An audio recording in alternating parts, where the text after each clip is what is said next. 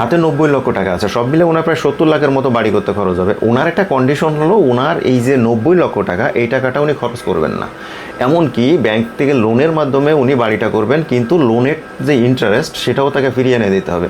তো আমি একটু ক্যালকুলেশনে বসলাম যে আসলে কীভাবে এটা পসিবল হয় এটা দেখার জন্য। তো আসুন আমরা সরাসরি দেখি যে আসলে আমরা কোন প্রসিডিওরে আগালে আমাদের এই যে 90 লক্ষ টাকা, এই টাকাটা ফেরত আনতে পারবো। প্লাস আমরা এখানে মোটামুটি তার বাড়ি করতে প্রায় 70 লক্ষ টাকা লাগবে। আমরা যদি 70 লক্ষ টাকা লোন নেই, তাহলে তার যে ইন্টারেস্ট, তার যে সুদটা দিতে হবে, এই টাকাটাও আমাদের ব্যাক আনতে হবে। তার জন্য কি প্রসেস আমরা অ্যাপ্লাই করতে পারি, আমরা সরাসরি স্ক্রিনে চলে যাই। তো চলুন আমরা স্ক্রিনটা দেখি। দেখেন, প্রথমত হলো আমরা সরাসরি লোনে চলে যাচ্ছি। এখানে লোনে আমরা 70 লাখ টাকা লোন নিব। ওনার সব মিলে প্রায় 70 লাখের কাছাকাছি লাগবে। তারপর আমরা ধরলাম যে 70 লাখ টাকা। এখানে রেটটা আমি যদিও 11 দিয়ে রাখছি, এখানে 11 না, আমরা আরও কমের থেকে ধরি। যেমন ধরুন এক এক ব্যাংক এক এক ধরনের রেট দিচ্ছে। হোম লোন হচ্ছে এমন একটা লোন যেখানে আপনি সব থেকে কম রেটে লোন নিতে পারেন, এবং হোম লোনের চেয়ে লাভজনক লোন আসলে হয় না। কারণ হলো যে আপনি অন্য যতগুলো পার্সোনাল লোন বলেন, কার লোন বলেন বা আদার যত লোনের কথাই বলেন না কেন, হোম লোনটা সবসময়ের জন্য রেট কম থাকে, কারণ এটা লং টার্মের একটা লোন এবং ব্যাংক সেভাবেই তার মোটামুটি এটা রেটটা নির্ধারণ করে। তো এই মুহূর্তে যদি বলি যে আজকে মূলত হচ্ছে জুলাই মাসের 15 তারিখ 2024 সালের, আজকে যদি বলি ব্যাংক এশিয়া কিন্তু আলটিমেটলি 10% হোম লোন দিচ্ছে, বা আমরা যদি ডাচ বাংলার কথা বলি ওরা 11% হোম লোন দিচ্ছে, বা অন্যান্য অনেক ব্যাংক আছে এর থেকে বেশি বা কম বিভিন্ন রেটে, হয়তো 12% 13%ও লোন দিচ্ছে। তো আমরা যদি দেখি, যদি 10% দেখি, আমরা একটু দেখবো যে আমরা এই কি পরিমাণ আমাদের ইনস্টলমেন্ট আসে বা আমাদের কি পরিমাণ টাকা দিতে হয়। আমরা এখানে যেটা করেছি 70 লক্ষ টাকা আমরা লোন নিচ্ছি প্রথমত। দ্বিতীয়ত হলো এখানে যে 10% আমরা ধরছি, 25 বছর আমরা টেনরটা ধরছি, ম্যাচুরিটি দিয়ে এটা আর কি। টোটাল টাইম আমরা ক্যালকুলেশন করলে দেখতে পাচ্ছি মোটামুটি ইনস্টলমেন্ট প্রায় 63,609 টাকার মতো আসে। এখন কথা হলো আমাদের তো 10% লোন আমরা নাও পেতে পারি। তো সেক্ষেত্রে আমরা কত ধরতে পারি? আমরা 10.5 ধরি। আমার দেখা যাচ্ছে এখানে 66,000 টাকা চলে আসছে আমার ইনস্টলমেন্ট। আমি আর একটু যদি বাড়াই, ধরুন 11% যদি ধরি, 68,000 টাকা মতো এখানে চলে আসে। আমরা যদি আরও একটু বাড়াই, 11.5 যদি ধরি, প্রায় 71,000 টাকার মতো আসে। মোটামুটি আমরা এভাবে যদি হিসাব করি, তাহলে এই রেটটা যত বেশি বাড়বে ততই আমাদের আসলে লস, এটা বলার অপেক্ষা রাখে না। এই রেটটা আমরা তত কমিয়ে নিতে পারবো। যেমন ব্যাংক এসে এখন 10% দিচ্ছে, 9.98%, মানে 10%। তো সেটাতে যদি নিতে পারি, আমার মনে হয় সেটা আমাদের জন্য বেশি লাভ। যাই হোক, আমরা চলে যাই যে আমরা প্রতি মাসে আমাদের ইনস্টলমেন্ট আমরা ধরে নিচ্ছি যে মোটামুটি 63,000 থেকে 70,000-এর মধ্যেই আমাদের ইনস্টলমেন্টটা মোটামুটি থাকে। তো সেই ক্ষেত্রে আমাদের এখানে যেটা দরকার হবে সেটা হচ্ছে একটা সিম্পল রেট, কিন্তু একটা লং টার্ম ইনভেস্টমেন্ট। আমাদের এখানে টোটাল টাকা হচ্ছে 90 লক্ষ। আমি এখানে যেমন দেখিয়েছি সেটা হলো যে 80 লক্ষ টাকা আমরা যদি কোনো জায়গাতে রাখি, সেই ক্ষেত্রে আমরা যেমন এখানে রেটটা আমি একটু চেঞ্জ করে দিই। যেমন ধরুন আমরা যদি 10.5 পাই, তাহলে আমাদের মাসে আমরা প্রায় 70,000 টাকা এখানে আমরা মানে ইনকামটা এখানে পাচ্ছি, বা মান্থলি আমরা যে প্রফিটটা পাচ্ছি। যে 80 লাখ টাকা আমরা কোথাও রেখে দিলে যদি আমরা 10.5% রাখি, তাহলে 70,000 টাকা পাচ্ছি। কিন্তু বাস্তবে আসলে এই টাকাটা আমাদের হাতে আসে না, এখান থেকে কিন্তু ট্যাক্স বাদ যাবে, ডিডাক্ট হবে। সেই ক্ষেত্রে আফটার ট্যাক্স আমরা মোটামুটি 63,000 টাকা পাচ্ছি। এমন কথা হলো এর থেকে বেশি রেট যদি আমরা দেখি একটু, যেমন ধরেন 10.5-এর জায়গায় এখানে যদি আমরা 11 দিই, তাহলে মোটামুটি আমরা 66,000 টাকা আফটার ট্যাক্স দেওয়ার পরে আমরা পাচ্ছি। বা এটা যদি আর একটু বাড়াই, যেমন ধরুন আমরা যদি 11.5-এ যাই, তাহলে আমরা মোটামুটি 69,000 টাকা আমরা মান্থলি পাচ্ছি। আমরা এখান থেকে আর একটু বাড়াই, দেখি আর একটু বাড়লে কত বাড়ে। ধরুন আমরা এখানে 12%ই করে দিলাম, তাহলে মোটামুটি প্রায় 72,000 টাকা মান্থলি আমরা এখানে পাচ্ছি। যেখানে মোটামুটি ওখানে আমরা দেখলাম 63,000 টাকা থেকে শুরু করে 69,000 বা 71,000 টাকা পর্যন্ত আমাদের ইনস্টলমেন্ট আসে। এটা ভ্যারি করছে যে আমি কত পার্সেন্টের লোন নিতে পারছি সেটার উপরে।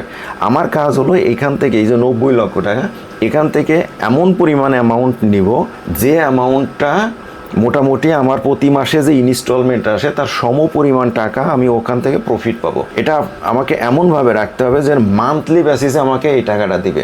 তো কোন কোন জায়গায় আমার মান্থলি বেসিসে দিতে পারে? আপনি সঞ্চয়পত্রে মান্থলি বেসিসে দিতে পারেন, বা আপনি যদি অন্যান্য ব্যাংকে এখন প্রচুর খাত আছে যেখানে আপনি মান্থলি বেসিসে এখান থেকে টাকা পেতে পারেন। এখন কথা হলো 12% দিচ্ছে কে? এরকম তো আসলে একটা প্রশ্ন থেকে যায়। আমি আপনাদের দেখাবো যে আসলে 12% না, এর থেকে বেশিও পাওয়া সম্ভব এই মুহূর্তে।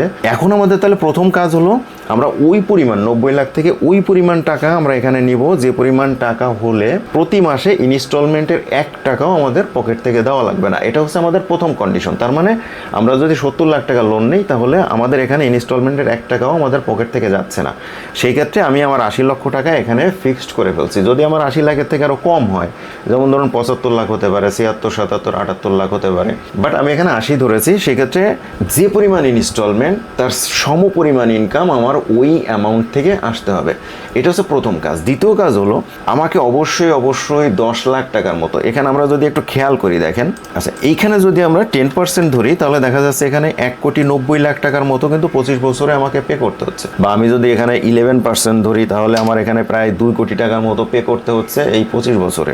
যদি আমরা 0.5 বাড়াই তাহলে প্রায় 2,13,00,000 টাকার মতো আমাকে মোটামুটি 25 বছরে পে করতে হচ্ছে। এটা যদি 20 বছরের হইতো তাহলে হয়তো আর একটু কমতো। আমরা 25 বছর ম্যাক্সিমাম ধরছি এই কারণে। আমাদের এখানে ইনস্টলমেন্টের সাইজটা ছোট হতে হবে। এটা মোটামুটি যতটা ছোট রাখা যায় আর কি, তত বেশি এখানে গেইনার হবো। এই বিষয়টা আপনারা একটু ভালো করে বুঝুন। ইনস্টলমেন্ট এখানে যত ছোট হবে, আমার টেনর যত বাড়ুক, 25 বছরের চেয়ে যদি আরও বেশি থাকতো, যদি 25 বছরের বেশি আসলে টেনর নাই, এর থেকে বেশি থাকলে আমি আরও বেশি নিতাম, তাতে আমার লাভটা বেশি হতো। আর শুধু ইন্টারেস্টই আমাকে দিতে হচ্ছে প্রায়, এখানে যদি আমরা 11.5 দেখি তাহলে 1,43,00,000 টাকার মতো আমাকে শুধু ইন্টারেস্টই দিতে হচ্ছে। একবার ভেবে দেখেন, আমার কাজ হলো এই জায়গা থেকে আমাকে ইন্টারেস্টের টাকাও তুলে আনতে হবে প্রথমত। দ্বিতীয়ত হলো আমার মূল যে টাকাটা 70 লক্ষ টাকা সেটাও আমাকে তুলে আনতে হবে। তার জন্য আমি কি করব, আমাকে 10 লক্ষ টাকা ইনভেস্ট করতে হবে। আমার যে 90 লাখ থেকে আরও 10 লাখ থেকে যাচ্ছে, এই টাকাকে আমার ইনভেস্ট করতে হবে। আমার কাজ হলো এই টাকাটাকে 4 বার ডাবল স্কিম করা। সেই 4 বার ডাবল স্কিম হতে পারে 5 বছর, 5.5 বছর, 6 বছর, 7 বছর। 4 বার ডাবল স্কিম করলে কি হবে, এটা সব মিলিয়ে প্রায় 16 গুণ বেড়ে যাবে। তার মানে এই জায়গা থেকে আমরা 4 বার যদি ডাবল স্কিম করি, আমাদের হাতে ওখানে যেমন লোনের টেনরটা হচ্ছে 25 বছর, আমরা যদি 6 বছর ধরি তাহলে 24 বছর লাগবে। যদি 6.5 ধরি তাহলে মোটামুটি 26 বছর লাগবে, বা এর থেকে বেশি হলে তার একটু বেশি লাগতে পারে। আমি 25 বছরের মধ্যে এটাকে আনার চেষ্টা করব। সেই ক্ষেত্রে আমি দেখতে পাচ্ছি যে 10 লাখ টাকা যদি আমি ডাবল স্কিমে রাখি, 4 বার করি, 1,60,00,000 টাকা কিন্তু এখান থেকে আমরা পাচ্ছি সব মিলিয়ে। তো এর মধ্যে মূল টাকা হচ্ছে আমার 10 লক্ষ, তার মানে আমার প্রফিট থাকে 1,50,00,000 টাকার মতো। তো এখানে আমরা যদি দেখি যে 1,60,00,000 আমরা যদি সব মিলাই ধরি, প্রফিট প্লাস আমার ক্যাপিটাল 10 লাখ, 1,60,00,000 প্লাস হলো এইখানে 80, সব মিলে পাচ্ছি 2,40,00,000 টাকার মতো। এটা হচ্ছে আমার প্রফিট প্লাস হচ্ছে আমার যে মূল টাকাটা, আমার ক্যাপিটাল যেটা, সেটা সহ।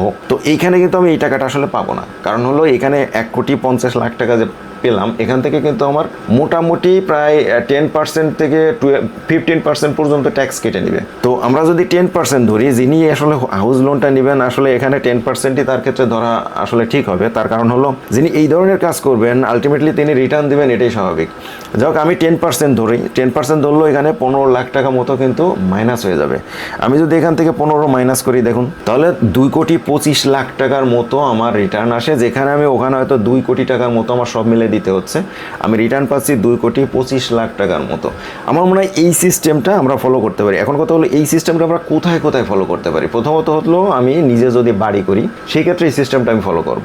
আর দ্বিতীয়ত হলো আমি যদি ফ্ল্যাট কিনি সেই ক্ষেত্রে কিন্তু আমি এই সিস্টেমটা ফলো করতে পারি, যদি আমরা ক্যাশ টাকায় ফ্ল্যাট কিনি। আর এরপরে আর একটা ভিডিওতে আমি আপনাদের সঙ্গে শেয়ার করবো, যদি আমরা ক্যাশ টাকায় ফ্ল্যাট না কিনে লোনের মাধ্যমে ফ্ল্যাট কিনি, যে আমার কোনো টাকা নাই, আমি শুধুমাত্র ডাউন পেমেন্টটা আমার ম্যানেজ করা আছে, বাকিটা লোনের মাধ্যমে আমি হয়তো আমার ফ্ল্যাটটা কিনতে যাচ্ছি, সেই ক্ষেত্রে কোন প্রসিডিওরে আগালে আমি আমার মূল টাকা প্লাস হচ্ছে লোনের যে ইন্টারেস্ট সেটা আমি মূলত পে করে দিতে পারবো। আমি এই ভিডিওটা মূলত আমরা পরে এই বিষয়টা নিয়ে আলোচনা করব। আচ্ছা, এখন একটু আসি যে আমাদের মোটামুটি আমরা যেখানে বললাম যে 12% আমরা ধরছি রেট, যে 12% আমাদের কে দিবে, এটা আসলে পসিবল কিনা, যে 12% আসলে দিবে কিনা। দেখেন, আমরা এইখানে একটা বন্ড দেখি, আমরা যদি আস্তে আস্তে আমরা যদিও বন্ডের মার্কেটে যাব, যে বর্তমান আস্তে আস্তে আমরা যত দিন যাবে, আমার ধারণা আর কি, যে যত দিন যাবে বন্ডের মার্কেটটা আরও চাঙ্গা হবে এবং মানুষ আস্তে আস্তে বন্ডের দিকে ঝুঁকবে।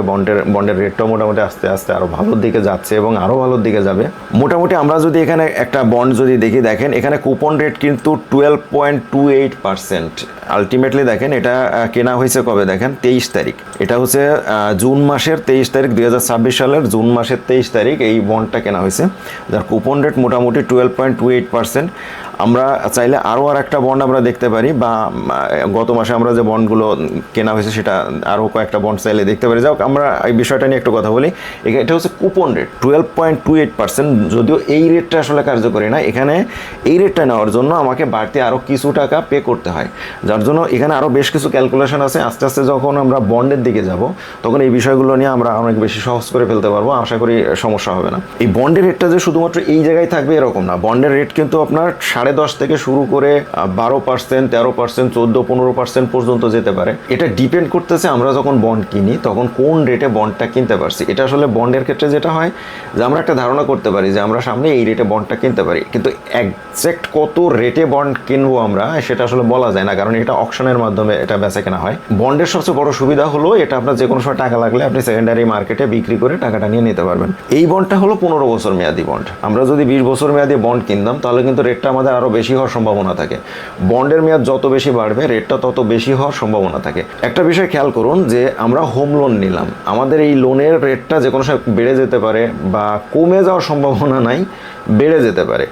সেই ক্ষেত্রে আমরা যদি এইভাবে আমাদের রেটটাকে বাড়িয়ে নিতে পারি আমার মনে হয় একটু সুবিধা হয়। আর একটা প্রবলেম আমরা পড়বো, যেমন ধরুন আমরা ব্যাংকে হয়তো বা 5 বছরের জন্য রাখলাম, ব্যাংক আমি ধরে নিচ্ছি আমাদের 14% দিচ্ছে, 13% দিচ্ছে, দিক 5 বছরের জন্য আমি ব্যাংকে রাখলাম 13%, 14%, যদিও দেয় না, আমি জাস্ট সাপোজ ধরতেছি 5 বছরের জন্য রাখলাম। 5 বছর পরে কি এটা কি 9% চলে আসতে পারে না, বা 8% চলে আসতে পারে না, বা 7% চলে যেতে পারে না, বা 10% চলে যেতে পারে না? এরকম রেটটা তো আসলে ভ্যারি করে। তো আমি 5 বছর পর্যন্ত রেটটা আমি পাবো, ঠিক আছে, কিন্তু আমার তো দরকার 25 বছর পর্যন্ত। সেই ক্ষেত্রে আমার এই রেটটা যদি না থাকে তখন কি হবে? এই ক্ষেত্রে আমি সাজেস্ট করবো আপনারা যদি 20 বছর মেয়াদি বন্ড কিনেন তাহলে 20 বছর পর্যন্ত আপনি যে রেটে বন্ড এখন কিনবেন 20 বছর পর্যন্ত ওই রেটটাই পাবেন, ওই রেটের বাইরে আপনারা পাবেন না। আপনার ইনস্টলমেন্ট যেমন ফিক্সড হয়ে থাকবে, ঠিক একইভাবে আপনার এখানে যে প্রফিটটা আসবে প্রতি মাসে এটাও কিন্তু ফিক্সড হয়ে থাকবে। আচ্ছা, হোম লোনের ক্ষেত্রে কতগুলো বিষয় আপনাদের একটু জানিয়ে রাখি। হোম লোন যখন আমরা নেই, আমরা অনেক সময় দেখা যায় যে 2 বছর 3 বছরের মধ্যে আমরা অনেক সময় হোম লোন পরিশোধ করার চেষ্টা করি। ভুলেও এই কাজটা আমরা করব না, কারণ হোম লোনের ক্ষেত্রে যেমন আমার এক কলিগ উনি হোম লোন নিয়েছিলেন একটা অ্যামাউন্ট, আমি সার্টেন অ্যামাউন্টটা না বলি, 2 বছরে উনি পরিশোধ করছেন প্রায় 20 লক্ষ টাকা, এবং 2 বছর পর উনি যখন দেখলেন যে ওনার আসলে প্রিন্সিপাল অ্যামাউন্ট কত পরিশোধ হয়েছে, উনি দেখলেন প্রায় 18 লক্ষ টাকা 2 বছরে শুধু ইন্টারেস্টই কেটে নিয়ে গেছে। মাত্র 2 লক্ষ টাকা উনি প্রিন্সিপাল পরিশোধ করছেন। এই জন্য হোম লোনটা হয় লং টাইমের।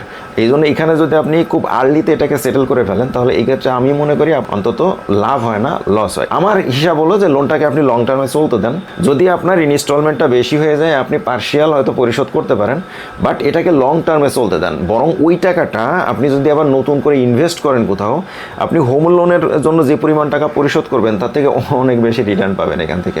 যাক, এটার উপরে আমি আরেকটা ভিডিওতে আপনাদের সঙ্গে শেয়ার করব যে আসলে হোম লোনটা আগে পরিশোধ করলে কি অসুবিধা, আর যদি সেটা পরিশোধ না করে পরে পরিশোধ করি তাহলে তার সুবিধাটা কি। আমার রিকোয়েস্ট থাকবে আপনারা হোম লোন আর্লি সেটেলমেন্ট করবেন না, স্পেশালি একটা 25 বছরের লোন বা 20 বছরের লোন 10 বছরের আগে এটা পরিশোধ করার চিন্তা আমার মতে না করাই ভালো। এটার ক্ষেত্রে আমার মনে হয় আমরা লুজার না হয়ে গেইনারই হব। মানি ম্যানেজমেন্টের এইটুকু দিয়ে আজকে আমরা মূলত ভিডিও শেষ করছি। দেখা হবে পরের আরেকটা ভিডিওতে। মানি ম্যানেজমেন্টের অন্যান্য যে সমস্ত ভিডিওগুলো আমরা থাকবে, আমরা অন্যান্য বন্ড বা অন্যান্য বিষয়গুলো নিয়ে যখন আলোচনার ভিতর ঢুকবো আমরা অনেক কিছু এখান থেকে জানতে পারবো। তো আজকের ভিডিওটা পর্যন্তই, আপনারা ভালো থাকবেন, টাটা।